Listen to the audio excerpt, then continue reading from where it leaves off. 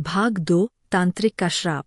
राघव की मौत के बाद पूरा भैरवपुर गांव डर से कांप उठा। रात होते ही सब अपने घरों के दरवाजे बंद कर लेते। बच्चे बिना वजह रोने लगते और कुत्ते लगातार भौंकते रहते, जैसे किसी अनदेखी मौजूदगी को महसूस कर रहे हों। गांव के बुजुर्ग कहा करते थे, जंगल की चुड़ैल जाग चुकी है, उसका खून का बदला अभी बाकी है। उसी डर के बीच एक अनजान आदमी गांव में आया, तांत्रिक भैरवनाथ। लंबे काले वस्त्र, गले में रुद्राक्ष की माला और आंखों में आग जैसी चमक।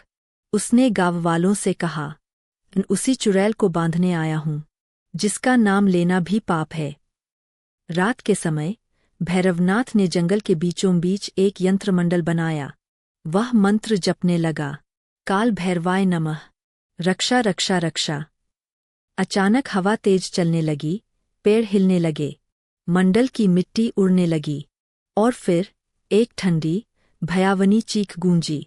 चुड़ैल प्रकट हुई।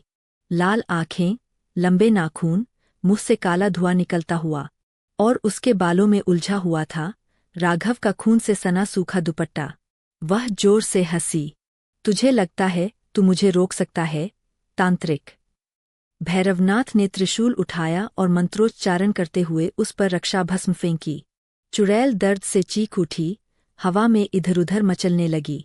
उसका शरीर जलने लगा, चेहरा विकृत होने लगा। लेकिन तभी उसकी आंखों से आंसू की एक बूंद टपकी।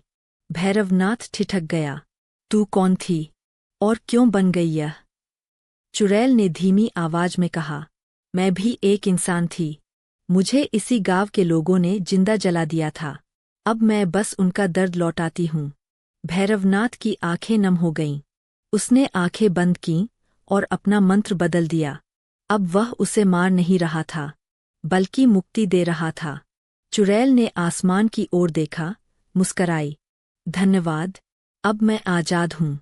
उसका शरीर धुएं में बदलकर हवा में विलीन हो गया। बस एक पत्थर पर लिखा रह गया, जंगल अब शांत है। लेकिन हर अमावस्या की रात उसी जंगल के किनारे एक औरत की परछाई दिखाई देती है, जो अब भी भैरवनाथ को ढूंढती है। क्या सच में वह चली गई थी, या फिर यह सिर्फ एक नई